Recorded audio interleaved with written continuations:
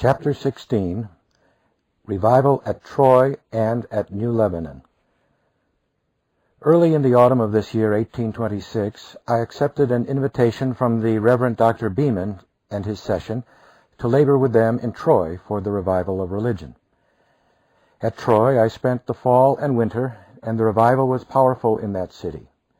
I have already said that Mr. Nettleton had been sent by Dr. Beecher, as I understood, to Albany to make a stand against the revivals that were spreading in central New York. I had had the greatest confidence in Mr. Nettleton, though I had never seen him. I had had the greatest desire to see him, so much so that I had frequently dreamed of visiting him and obtaining information from him in regard to the best means of promoting a revival. I felt like sitting at his feet almost as I would at the feet of an apostle from what I had heard of his success in promoting revivals. At that time, my confidence in him was so great that I think he could have led me almost or quite at his discretion. Soon after my arrival at Troy, I went down to Albany to see him. He was the guest of a family with which I was acquainted. I spent part of an afternoon with him and conversed with him in regard to his doctrinal views, especially of the views held by the Dutch and Presbyterian churches in regard to the nature of moral depravity. I found that he entirely agreed with me, so far as I had opportunity to converse with him, on all the points of theology upon which we conversed. Indeed, there had been no complaint by Dr. Beecher or Mr. Nettleton of our teaching in those revivals. They did not complain at all that we did not teach what they regarded as the true gospel. What they complained of was something that they supposed was highly objectionable in the measures that we used. Our conversation was brief upon every point upon which we touched. I observed that he avoided the subject of promoting revivals. When I told him that I intended to remain in Albany and hear him preach in the evening, he manifested uneasiness and remarked that I must not be seen with him. Hence, Judge C., who accompanied me from Troy and who had been in college with Mr. Nettleton, went with me to the meeting, and we sat in the gallery together. I saw enough to satisfy me that I could expect no advice or instruction from him, and that he was there to take a stand against me. I soon found I was not mistaken. Since writing the last paragraph, my attention has been called to a statement in the biography of Mr. Nettleton to the effect that he tried in vain to change my views and practices in promoting revivals of religion. I cannot think that Mr. Nettleton ever authorized such a statement, for certainly he never attempted to do it. As I have said, at that time he could have molded me at discretion, but he said not a word to me about my manner of conducting revivals, nor did he ever write a word to me upon the subject. He kept me at arm's length, and although, as I have said, we conversed on some points of theology then much discussed, it was plain that he was unwilling to say anything regarding revivals, and would not allow me to accompany him to meeting. This was the only time I saw him, until I met him in the convention at New Lebanon. At no time did Mr. Nettleton try to correct my views in relation to revivals. We soon began to feel in Troy the influence of Dr. Beecher's letters over some of the leading members of Dr. Beeman's church. This opposition increased and was doubtless fomented by an outside influence until finally it was determined to complain of Dr. Beeman and bring his case before the presbytery. This was done, and for several weeks the presbytery sat and examined the charges against him. In the meantime, I went on in my labors in the revival. Christian people continued praying mightily to God. I kept up preaching and praying incessantly, and the revival went on with increasing power. Dr. Beeman, in the meantime, being under the necessity of giving almost his entire attention to his case before the presbytery. When the presbytery had examined the charges and specifications, I think they were nearly or quite unanimous in dismissing the whole subject and justifying the course which he had taken. The charge was not for heresy, nor were the specifications for heresy, I believe, but for things conjured up by the enemies of the revival and by those who were misled by an outside influence.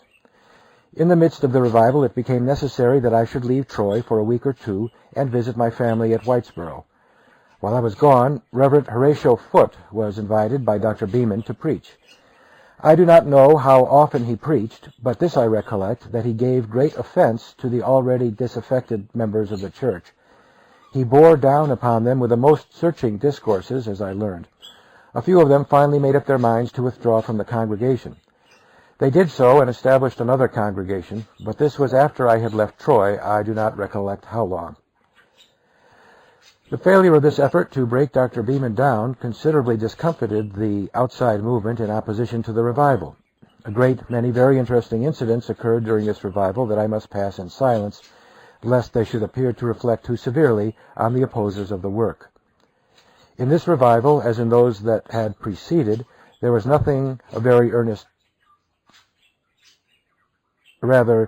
in this revival, as in those that had preceded, there was a very earnest spirit of prayer. We had a prayer meeting from house to house daily at 11 o'clock. At one of those meetings, I recollect that a Mr. S., cashier of a bank in that city, was so pressed by the spirit of prayer that when the meeting was dismissed, he was unable to rise from his knees, as we had all just been kneeling in prayer. He remained upon his knees and writhed and groaned in agony. He said, "Pray for Mr. So-and-so, president of the bank of which he was cashier." The president was a wealthy, unconverted man. When it was seen that his soul was in travail for that man, the praying people knelt down and wrestled in prayer for his conversion. As soon as the mind of Mr. S. was so relieved that he could go home, we all retired, and soon after the president of the bank, for whom we prayed, expressed hope in Christ. He had not before this, I believe, attended any of the meetings, and it was not known that he was concerned about his salvation. But prayer prevailed, and God soon took his case in hand. The father of Judge C., who was at Albany with me, was living with his son, whose guest I was at the time. The old gentleman had been a judge in Vermont. He was remarkably correct in his outward life, a venerable man, whose house in Vermont had been the home of ministers who visited the place, and he was to all appearance quite satisfied with his amiable and self-righteous life. His wife had told me of her anxiety for his conversion, and his son had repeatedly expressed fear that his father's self-righteousness would never be overcome, and that his natural amiability would ruin his soul. One Sabbath morning, the Holy Spirit opened the case to my apprehension and showed me how to reach it. In a few moments I had the whole subject in my mind. I went downstairs and told the old lady and her son what I was about to do, and exhorted them to pray earnestly for him. I followed out the divine showing, and the word took such powerful hold of him that he spent a sleepless night. His wife informed me that he had spent a night of anguish, that his self-righteousness was thoroughly annihilated, and that he was almost in despair. His son had told me that he had long prided himself as being better than members of the church. He soon became clearly converted and lived the Christian life to the end. Before I left Troy, a young lady, a Miss S., from New Lebanon in Columbia County, who was an only daughter of one of the deacons or elders of the church in New Lebanon, came to Troy, as I understood, to purchase a dress for a ball which she wished to attend. She had a young lady relative in Troy who was numbered among the young converts and was a zealous Christian. She invited Miss S. to attend with all her meetings.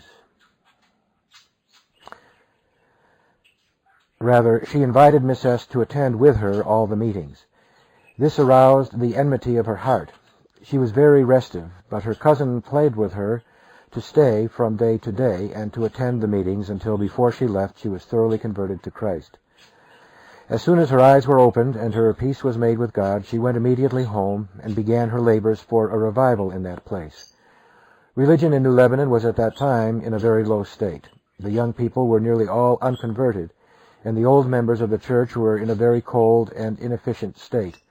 Miss S.'s father had become very formal, and for a long time religious matters had been in a great measure neglected in the place.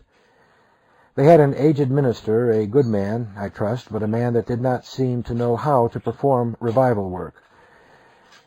Miss S. first began at home, and besought her father to give up his old prayer, as she expressed it, and wake up and be engaged in religion.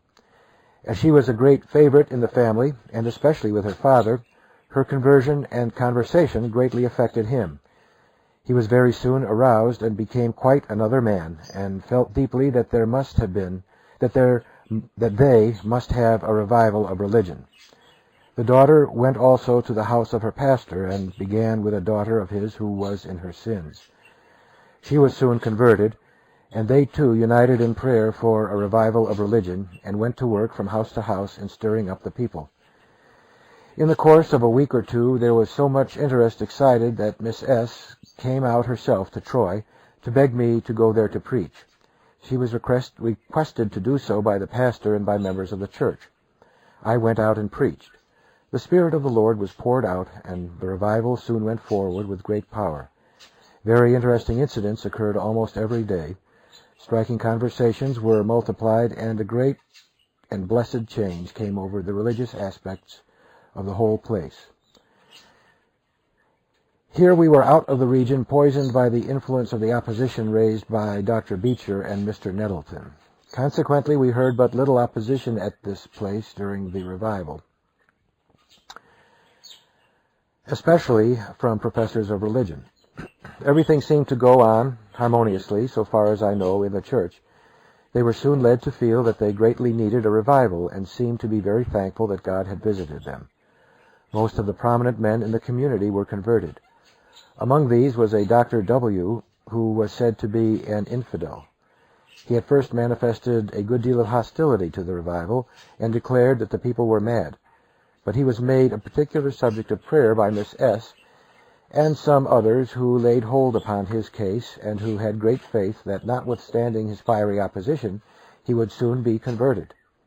One Sunday morning he came to meeting, and I could see that those who felt for him were burdened.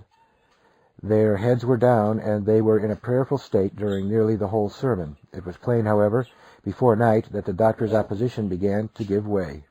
He listened through the day, and that night he spent in a deeply exercised state of mind. The next morning he called on me, subdued like a little child, and confessed that he had been all wrong. He was very frank in opening his heart and declaring the change that had come over him. It was plain that he was another man, and from that day he took hold of the work and went forward with all his might. There was also a Mr. T., a merchant, probably the most prominent and wealthy citizen of the town at that time, but a skeptic. I recollect one evening I preached on the text, "The carnal mind and its enmity against God." He was present. He had been a very moral man in the common acceptation of that term, and it had been very difficult to fasten anything upon his mind that would convict him of sin. His wife was a Christian woman, and the Lord had converted his daughter. The state of things in the town and in his family had so far interested him that he would come to meeting and hear what was said.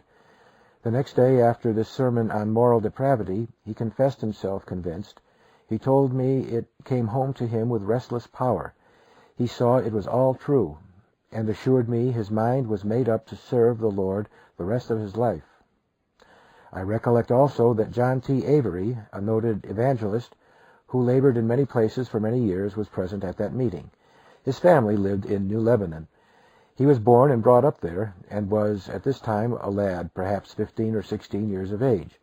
The next morning, after that sermon was preached, he came to me, one of the most interesting youthful converts that I have ever seen. He began and told me what had been passing in his mind for several days, and then he added, "I was completely rolled up in the sermon, and it carried me right along. I could understand it. I gave up. I gave all to Christ." This he said in a manner not to be forgotten. But why should I multiply cases? I might spend hours in relating incidents and the conversion of particular individuals, but I must not enter too much into particulars. But I must mention a little incident connected somewhat to the opposition that had been manifested at Troy. The Presbytery of Columbia had a meeting, somewhere within its bounds, while I was at New Lebanon, and being informed that I was laboring in one of their churches, they appointed a committee to visit the place and inquire into the state of things, for they had been led to believe from Troy and other places, and from the opposition of Mr. Nettleton and the letters of Dr. Beecher, that my method of conducting revivals was so very objectionable that it was the duty of the presbytery to inquire into it. They appointed 2 of their number, as I afterward understood, to visit the place, and they attempted to do so.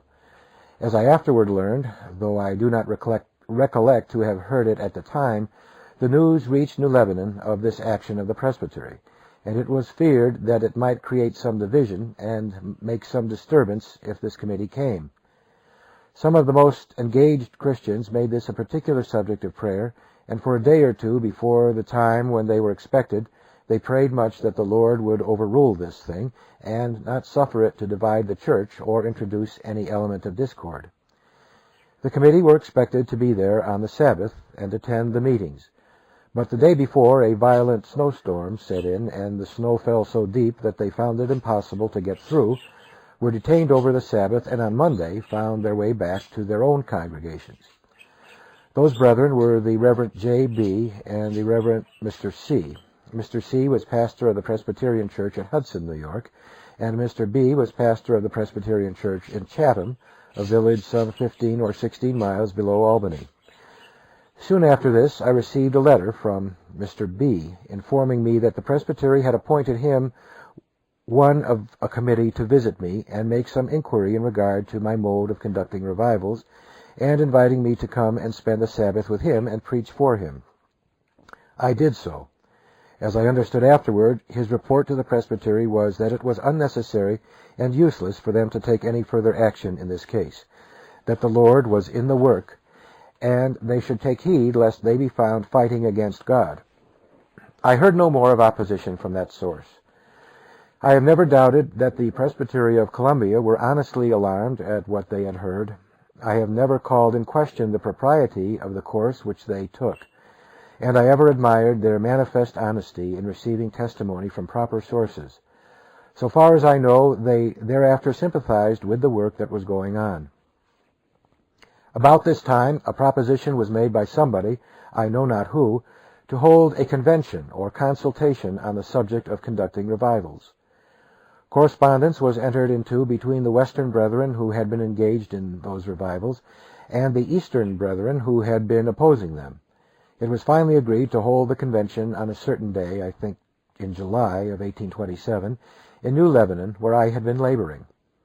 I had left New Lebanon and had been spending a short time in the village of Little Falls on the Mohawk near Utica. Some very interesting incidents occurred there during my short stay, but nothing so marked as naturally to find a place in this narrative, as I was obliged to leave after a very short stay in that place and return to New Lebanon to attend the convention. It would seem that the design of this meeting has since been, by many, very misunderstood. I find there is an impression in the public mind that some complaint had been alleged against myself, and that this meeting was for the trial of myself, as complained of, before a council. But this was by no means the case. I had nothing to do with getting up the convention, nor was I any more particularly concerned in its result than any of the members that attended.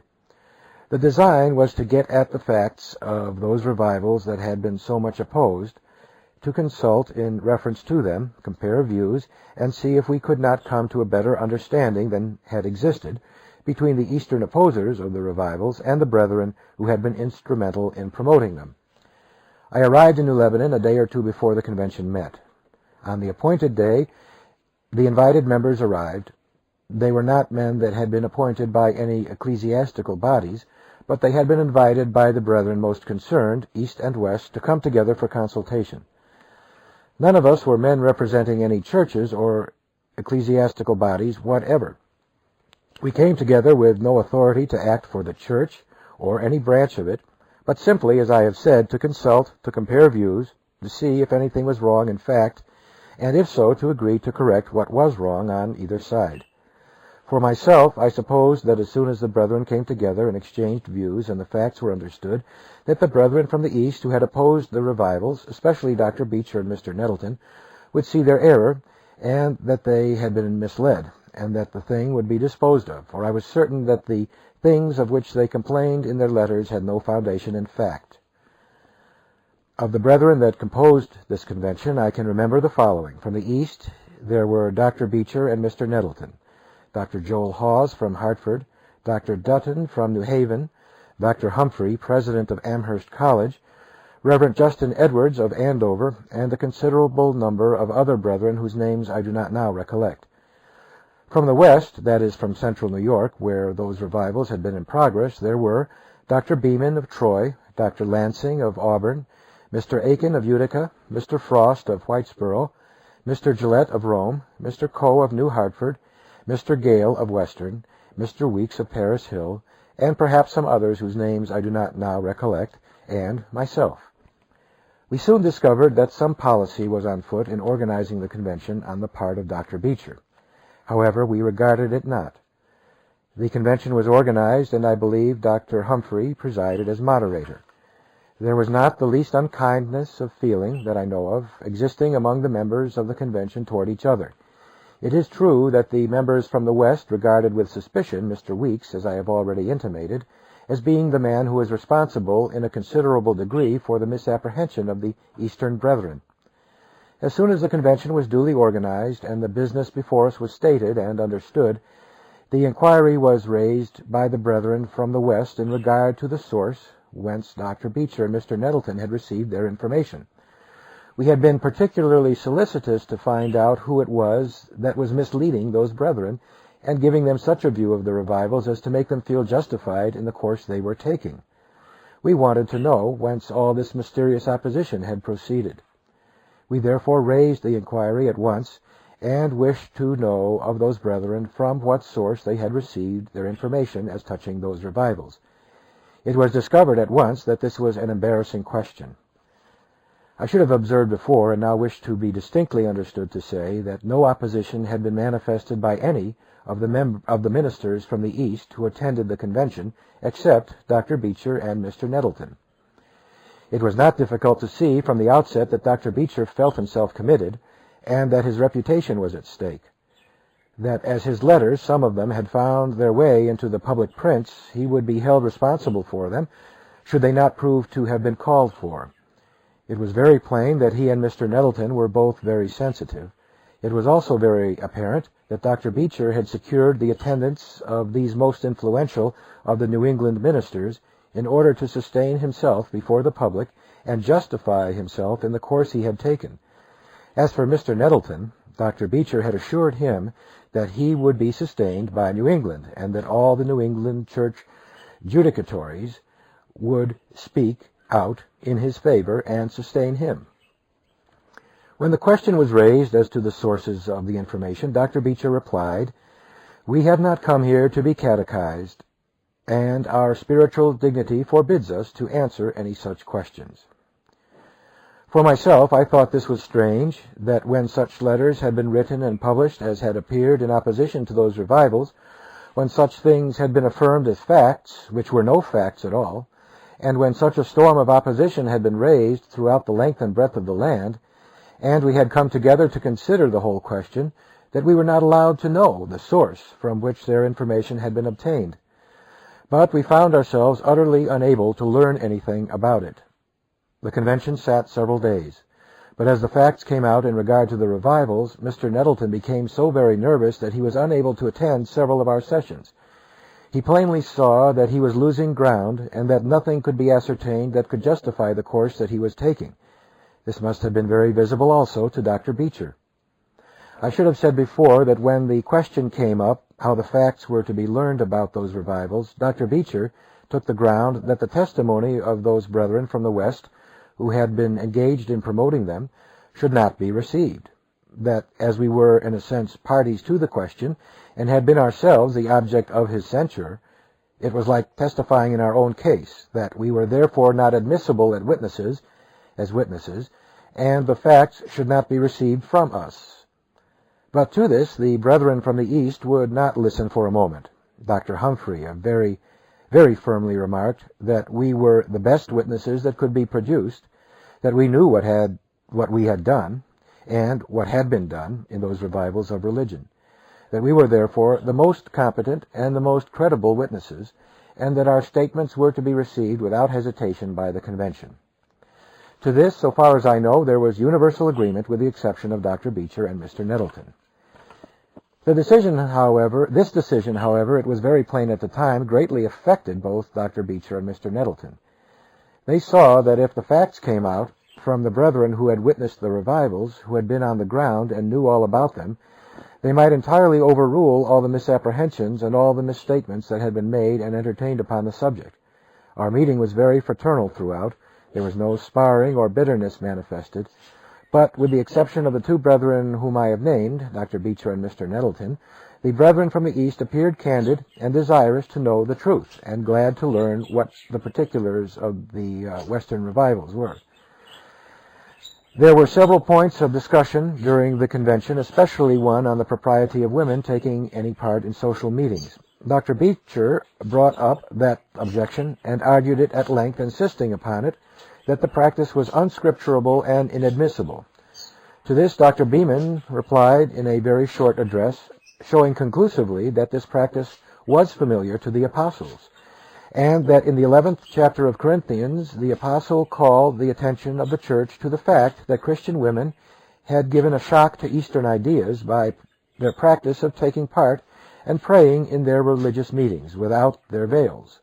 He showed clearly that the apostle did not complain of their taking part in the meeting, but of the fact that they did so laying aside their veils, which had given a shock to the prevalent sentiment and occasion of reproach to heathen opposers. The apostle did not reprove the practice of their praying, but simply admonished them to wear their veils when they did so. To this reply of Dr. Beeman, no answer was made or attempted. It was manifestly too conclusive to admit of any refutation. Near the close of the convention, Mr. Nettleton came in, manifestly very much agitated, and said that he would now give the convention to understand the reasons he had for the course he had taken. He had what he called a historical letter, in which he professed to give the reasons and state the facts upon which he had founded his opposition. I was glad to hear the announcement that he wished to read this letter to the convention. A copy of it had been sent to Mr. Aiken when I was laboring with him in Utica, and Mr. Aiken had given it to me. I had it in my possession at the convention and should have called it up in due time had not Mr. Nettleton done so. He went on to read the letter. It was a statement under distinct heads of the things of which he complained, and which he had been informed were practiced in those revivals, and especially by myself. It is evident that the letter was aimed at me particularly, though perhaps I was seldom mentioned in it by name. Yet the things complained of were so presented that there was no mistaking the design. The convention listened attentively to the whole letter, which was as long as a sermon. Mr. Nettleton then observed that the convention had before them the facts upon which he had acted, and which he supposed had called for and justified his proceedings. When he sat down, I arose, and expressed my satisfaction that the letter had been read, and remarked that I had a copy of it, and should have read it in due time if Mr. Nettleton had not done so. I then affirmed that so far as I was personally concerned, not one of those facts mentioned there and complained of was true. And I added, all the brethren are here with whom I have performed all these labors, and they know whether I am chargeable with any of these things in any of their congregations. If they know or believe that any of these things are true of me, let them say so, now and here. They all at once affirmed, either by expressly saying so, or by their manifest acquiescence, that they knew of no such thing. Mr. Weeks was present, and I expected, therefore, that if anything was said in reply to my explicit denial of all the facts charged in Mr. Nettleton's letter with respect to myself, that it would come from Mr. Weeks. I supposed that if he had written to Dr. Beecher or Mr. Nettleton affirming those facts, that he would feel called upon then and there to speak out and justify what he had written. But he said not a word. No one there pretended to justify a single sentence in Mr. Nettleton's historical letter that related to myself. This, of course, was astounding to Mr. Nettleton and Dr. Beecher. If any of their supposed facts had been received from Mr. Weeks, no doubt they expected him to speak out and justify what he had written. But he said nothing intimating that he had any knowledge of any of the facts that Mr. Nettleton had presented in his letter. The reading of this letter and what immediately followed prepared the way for closing up the convention. And now follow some things that I am sorry to be obliged to mention. Mr. Justin Edwards had been present during all the discussions, and had attended, I believe, all the sessions of the convention. He was a very intimate friend of Dr. Beecher and Mr. Nettleton, and he must have seen clearly how the whole thing stood. At whose suggestion I do not know, near the close of the convention he brought in a string of resolutions in which, from step to step, he resolved to disapprove of such and such and such measures in the promotion of revivals. He went over in his resolutions nearly, if not quite, every specification contained in Mr. Nettleton's historical letter, disapproving of all the things of which Mr. Nettleton had complained. When he had read his resolutions, it was said immediately by several of the brethren from the West, "We approve of these resolutions, but what is their design? It is manifest that their design is to make the public impression that such things have been practiced, and that this convention, condemning those practices, condemns the brethren that have been engaged in those revivals, and that this convention justifies, therefore, the opposition that has been made." Dr. Beecher insisted that the design of the resolutions was entirely prospective, that nothing was asserted or implied with respect to the past, but that they were merely to serve as landmarks and to let it be known that the convention disapproved of such things, if they ever should exist, with no implication whatever that any such things had been done. It was immediately replied that from the fact that such complaints had gone abroad, and it was publicly known that such charges had been made, it was evident that these resolutions were designed to sustain the brethren who had made the opposition, and to make the impression that such things had been done in those revivals as were condemned in the resolutions. It was indeed perfectly plain that such was the meaning of those resolutions on the part of Mr. Beecher and Mr. Nettleton.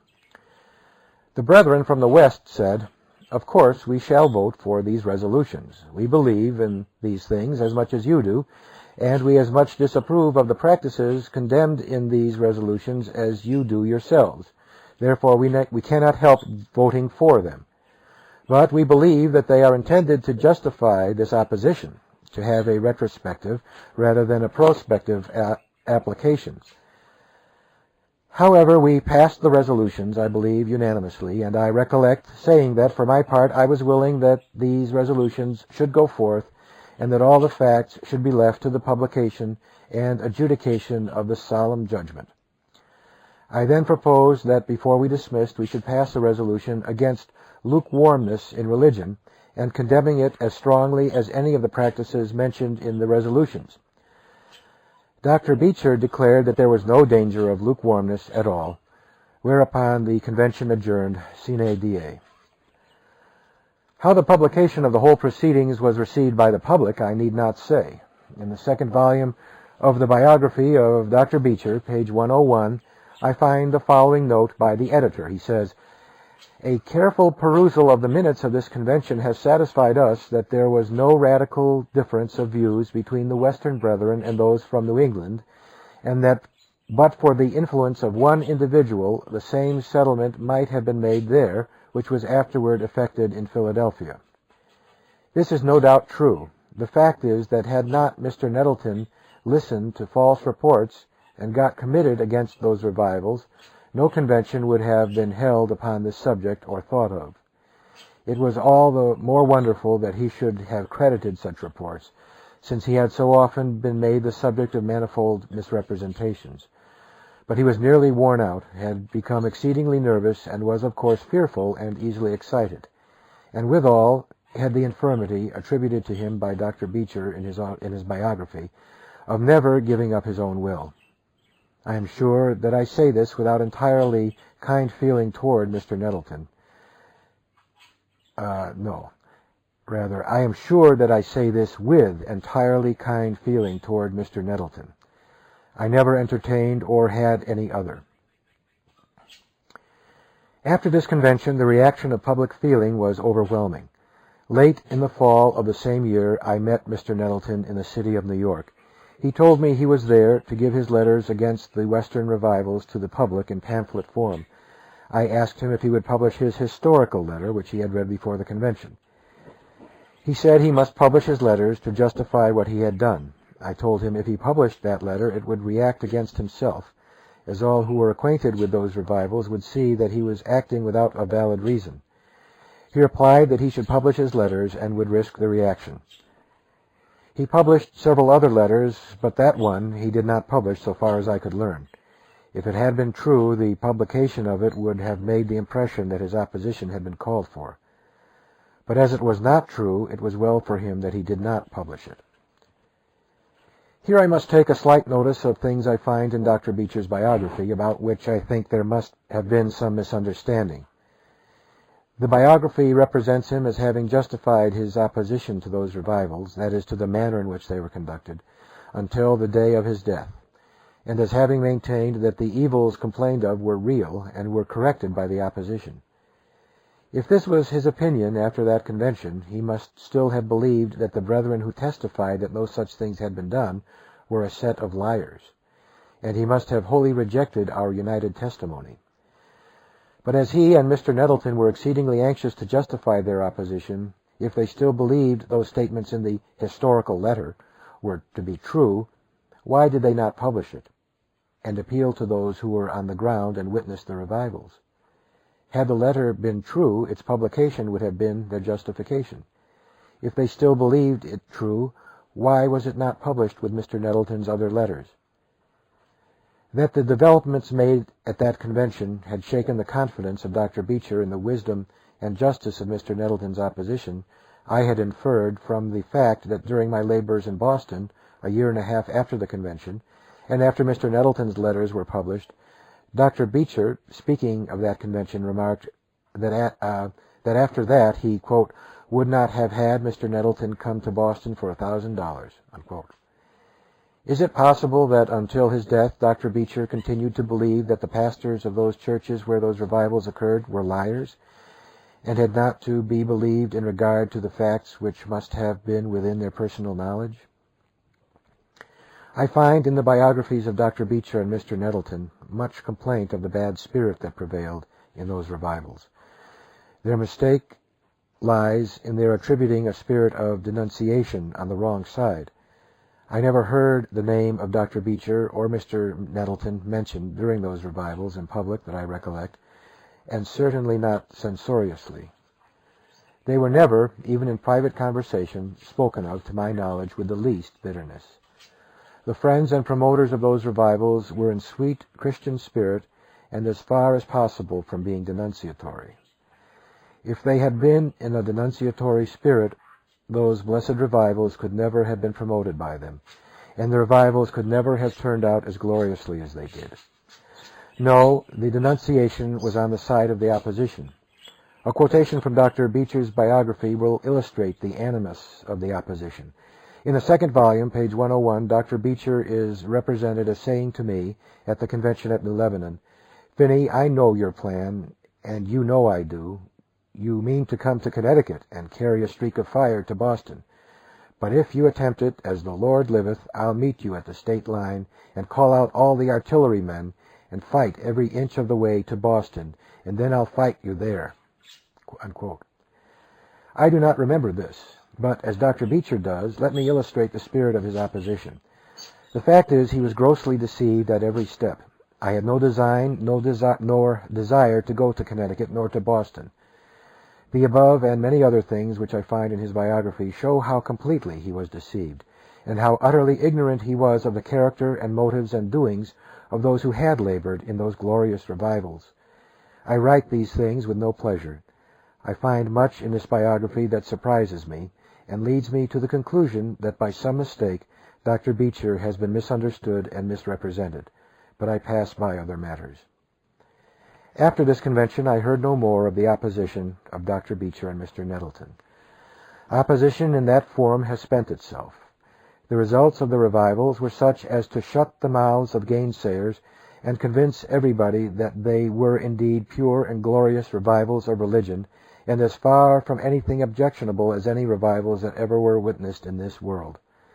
Let anyone read the Acts of the Apostles and the record of the revivals of their day, and then read what they say in their epistles of the reaction, backsliding, and apostasies that followed. Then let them find out the truth respecting the glorious revivals of which I have been writing, their commencement, progress, and results, which have been more and more manifest for nearly 40 years, and they cannot fail to see that these revivals were as truly from God as those. Revival should increase in purity and power as intelligence increases. The converts in apostolic times were either Jews with all their prejudice and ignorance, or degraded heathen. The art of printing had not been discovered. Copies of the Old Testament and of the written Word of God were not to be had except by the rich, who were able to purchase manuscript copies. Christianity had no literature that was accessible to the masses. The means of instruction were not at hand. With so much darkness and ignorance, with so many false notions of religion, with so much to mislead and debase, with so few facilities for sustaining a religious reformation, it was not to be expected that revivals of religion should be pure and free from errors. We have and preach the same gospel that the apostles preached. We have every facility for guarding against error in doctrine and practice, and for securing a sound gospel religion. The people among whom these great revivals prevailed were an intelligent, cultivated people. They had not only the means of secular but also of religious education, abounding in their midst. Nearly every church had an educated, able, and faithful pastor. These pastors were well able to judge of the soundness and discretion of an evangelist whose labors they wished to enjoy. They were well able to judge the propriety of the measures employed. God set his seal to the doctrines that were preached and to the means that were used to carry forward that great work in a most striking and remarkable manner. The results are now found in all parts of the land. The converts of those revivals are still living and laboring for Christ and for souls in almost or quite every state in this Union. It is but just to say that they are among the most intelligent and useful Christians in this or any other country. As I have since labored extensively in this country and in Great Britain, and no exceptions have been taken to my measures, it has been assumed and asserted that since the opposition made by Mr. Nettleton and Dr. Beecher, I have been reformed and have given up the measures they complained of. This is an entire mistake. I have always and everywhere used all the measures I used in those revivals, and have often added other measures whenever I have deemed it expedient. I have never seen the necessity of reformation in this respect. Were I to live my life over again, I think that with the experience of more than 40 years in revival labors, I should, under the same circumstances, use substantially the same measures that I did then. And let me not be understood to take credit to myself. No, indeed. It was no wisdom of my own that directed me. I was made to feel my ignorance and dependence, and led to look to God continually for his guidance. I had no doubt then, nor have I ever had, that God led me by his Spirit to take the course I did. So clearly did he lead me from day to day that I never did or could doubt that I was divinely directed. That the brethren who opposed those revivals were good men, I do not doubt. That they were misled and grossly and most injuriously deceived, I have just as little doubt. If they died under the belief that they had just reasons for what they did and wrote and said, and that they corrected the evils of which they complained, they died grossly deceived in this respect. It is not for the safety of the church, the honor of revivals, or the glory of Christ that posterity should believe that those evils existed and were corrected by such a spirit and in such a manner as has been represented.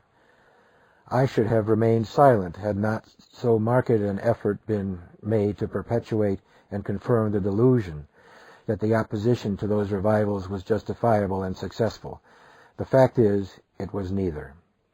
I have no doubt that Dr. Beecher was led by somebody to believe that his opposition was called for. From his biography, it appears that at Philadelphia, the next spring after the convention, it was agreed by himself, Dr. Beeman, and others to drop the subject and publish no more in regard to those revivals. The truth is that all the controversy and all the publishing had been on the side of the opposition. Previously to the meeting at Philadelphia, Mr. Nettleton had published his letters, and I saw nothing farther in print upon the subject. I was not a party to the agreement entered into at Philadelphia. Nevertheless, had not Dr. Beecher's biography reopened this subject with a manifest design to justify the course that he took and rivet the impression upon the public mind that in making that opposition to those revivals he performed a great and good work, I should not feel called upon to say what I cannot now be justified in withholding. I write from personal knowledge, and to me it matters not who may have given to Dr. Beecher the supposed facts upon which he acted. Those asserted facts were no facts, as I stated before the convention, to which statement every brother with whom I had labored assented. This was proof, if anything can be proven, by human testimony.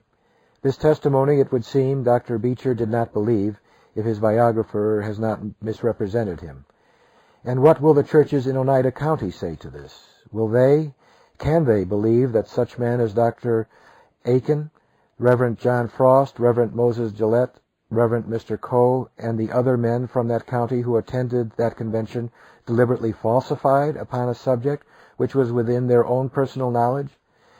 It matters not who Dr. Beecher's informants were.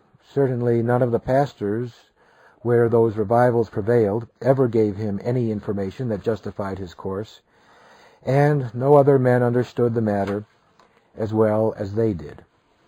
I submit that, as the convention decided, they were the best possible witnesses of what was said and done in their own congregations, and their testimony was unanimous that no such things were done as were charged. I had read the strong and even terrible charges against the brethren who labored in those revivals contained in Dr. Beecher's letter to Dr. Taylor, in which he states that his correspondence will justify what he was doing and writing against those brethren. When I learned that this matter was to be spread before the public in Dr. Beecher's biography, I hoped that at last we should get at the authors of those reports through the publication of his correspondence. But I see nothing in his correspondence to justify his course. Are these charges to be virtually repeated and stereotyped, and the correspondence by which they are said to be justified concealed? If, as it seems, Dr. Beecher, until the day of his death, continued to reject our united testimony, may we not know by whose counter-testimony ours is impeached? On page 103 of the second volume of Dr. Beecher's autobiography, we have the following, quote, "In the spring of 1828, unquote, said Dr. Beecher in conversation on the subject, resuming, I found out that Mr. Finney's friends were laying their plans to make an impression on the General Assembly that held its session at Philadelphia, and to get one of their men into Mr. Skinner's place. Skinner's church had just asked me to preach for them, and I wrote back that I would supply if they wished while the assembly was in session. That blocked somebody's wheels. I stayed till the close, when Beeman preached half a day. That defeated their plans. They failed." End of quote. What this means I cannot say. In reading the above and what follows to the end of the chapter, together with what I find elsewhere on this subject in this biography, I stand amazed in view of the suspicions and delusions under which Dr. Beecher's mind was laboring. If any of my friends were trying to get into Dr. Skinner's pulpit, which he had vacated, I have no recollection of ever having heard of it. I was at that time a minister in the Presbyterian Church, and was preaching in Philadelphia when the assembly was in session, and while Dr. Beecher was there. I was as ignorant as a child of all this management revealed in the biography. I shared none of the terrors and distractions that seem to have so much distressed Dr. Beecher and Mr. Nettleton. If any of my friends were sharing in the state of mind in which these brethren were, I knew it not. The truthful record of my labors up to the time of the convention, and from that time onward, will show how little I knew or cared what Dr. Beecher and Mr. Nettleton were saying or doing about me. I bless the Lord that I was kept from being diverted from my work by their opposition, and that I never gave myself any uneasiness about it. When at Auburn, as I have related, God had given me the assurance that he would overrule all opposition without my turning aside to answer my opposers. This I never forgot. Under this divine assurance I went forward with a single eye and a trustful spirit. And now, when I read what agitations, suspicions, and misapprehensions possessed the minds of these brethren, I stand amazed at their delusion and consequent anxiety respecting myself and my labors.